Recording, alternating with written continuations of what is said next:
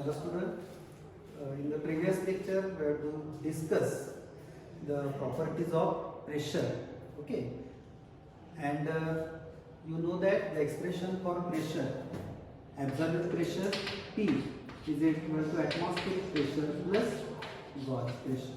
Absolute pressure म्हणजेच total pressure at any point is called as absolute pressure. This is atmospheric pressure, and note carefully, this is the gauge pressure, and that gauge pressure is depend only on height of the fluid column. Okay, तर ह्या गोष्टी लक्षात ठेवा. मी परत एकदा इथे explain करतोय.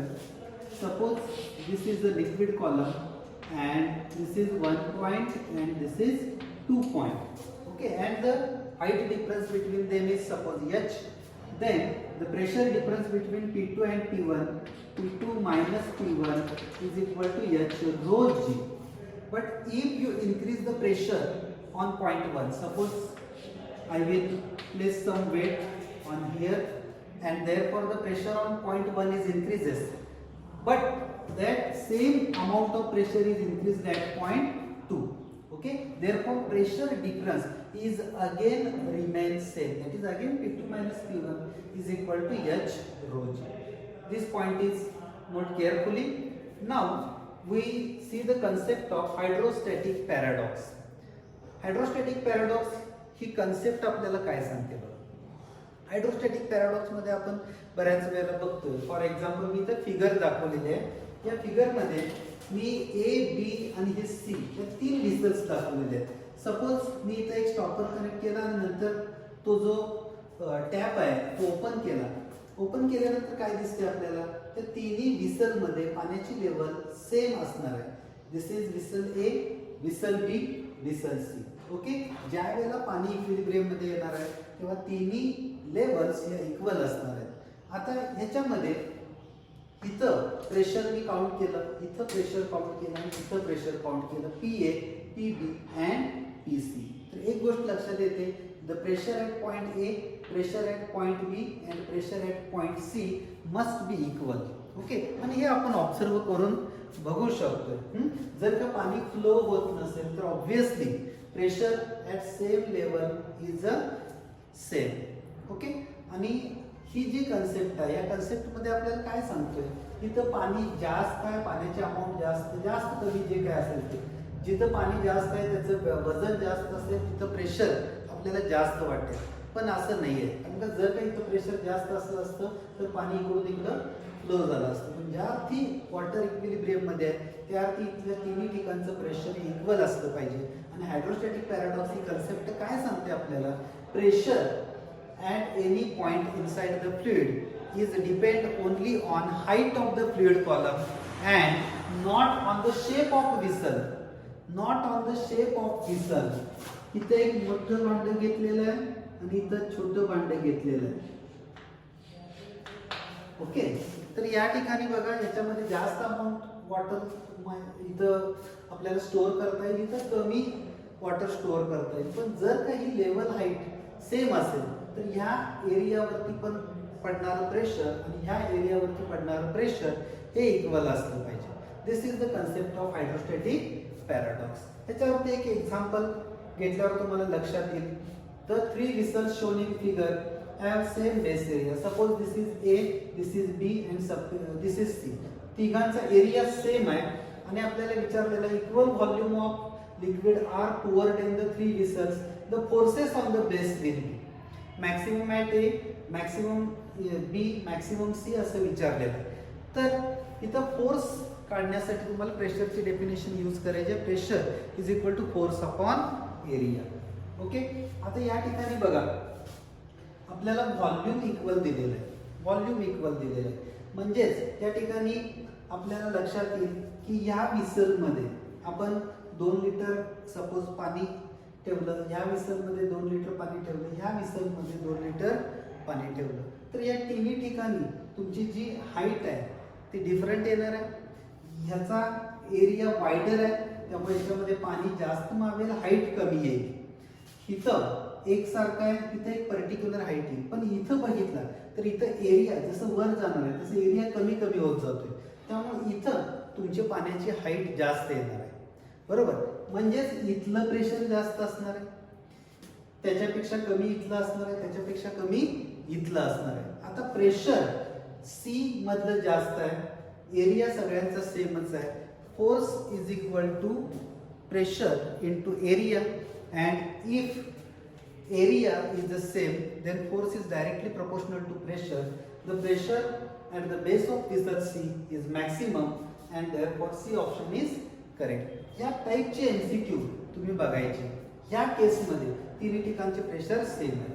Okay, तर हायड्रोस्टॅटिक पॅराडॉक्स ही कन्सेप्ट म्हणून फक्त लक्षात ठेवा, त्याच्यावरती न्यूमेरिकल्स वगैरे बेस्ड असणार नाही.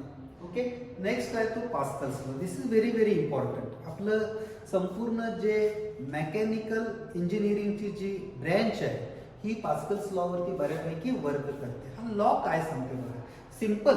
आपण जर का एक फॉर एक्झाम्पल फुगा घेतलेला आहे, बरोबर, आणि फुग्याच्या कुठल्या तरी एका पार्टला तुम्ही काय केलं, प्रेशर अप्लाय केलं, दाबलं, तर काय दिसतंय तुम्हाला, ते जे प्रेशर तुम्ही अप्लाय केलंय ते फुग्याच्या सगळीकडे पसरलं जाते, सगळीकडे एकसारखं पसरलं जाते.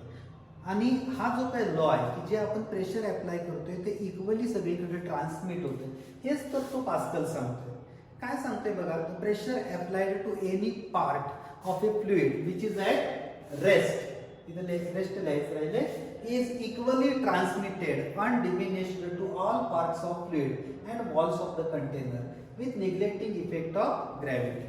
Effect of gravity म्हणजे काय, तर आपण बघा वॉटर स्टेशन मध्ये आपण बघतोय तिथं जे प्रेशर दिलं जाते, ज्या प्रेशरनं तिथं पाणी सोडलं जाते तेच प्रेशर आपल्या नळांना येते, बरोबर. तिथं प्रेशर वाढवलं, आपल्या नळाला जे घरात पाणी येते त्याचं प्रेशर पण ऑटोमॅटिकली तिथं वाढतंय आणि सगळ्यांच्या जे वॉटर टॅप्स आहेत ते तेवढंच प्रेशर वाढतंय. पण ह्याच्यामध्ये तुम्ही जर का ऑब्झर्व केला तर जे उंचीवरती आहे, बरोबर, तिथं प्रेशर काय होते, थोडंसं कमी जाणवते. ही वॉटर टँक आहे, बरोबर, ही पाण्याची टाकी आहे, आणि हे इथं इथं इथं आपण वेगवेगळ्या हाईटला लोक थांबलेले आहेत. इथं एका टेकडीवरती घर असेल तर ह्या ठिकाणी प्रेशर किती असणार आहे, इथलं प्रेशर P1, इथलं प्रेशर P2, P1 - P2 हे प्रेशर इथं येणार आहे, आणि इथं P1 - P2 जास्त असणार आहे. तेव्हा लक्षात ठेवा, जर का ग्रॅव्हिटीचा, आता हा जो डिफरन्स येतो तो ग्रॅव्हिटीमुळे येतो. आता आपण तो ग्रॅव्हिटीचा इफेक्ट तात्पुरता निग्लेक्ट करूया आणि एनक्लोज्ड जर का फ्लुइड घेतलं तर एनक्लोज्ड फ्लुइडसाठी पास्कल काय सांगतोय, तुम्ही कुठेही प्रेशर अप्लाय करा, ते प्रेशर इक्वली त्या फ्लुइडमध्ये डिस्ट्रीब्यूट होते, सगळ्या पार्टमध्ये डिस्ट्रीब्यूट होते, त्याचबरोबर वॉलला पण डिस्ट्रीब्यूट होते. याचं आपण एक्सपेरिमेंटल व्हेरिफिकेशन इथं बघू शकतोय.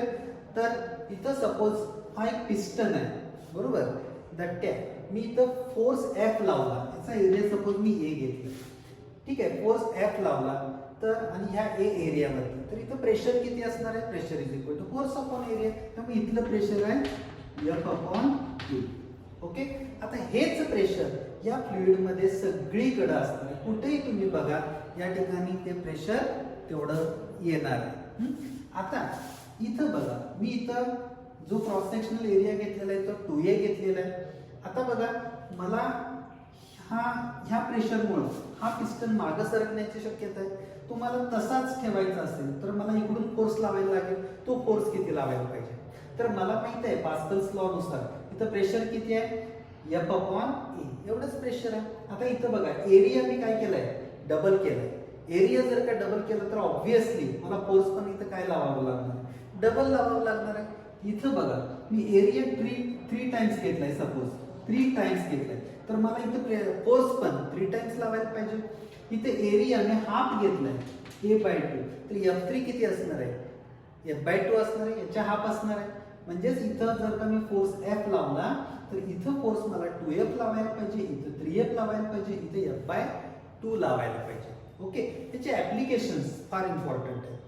फर्स्ट ऍप्लिकेशन याच्यातलं बघा, ऍप्लिकेशन्स ऑफ पास्कल्स लॉ.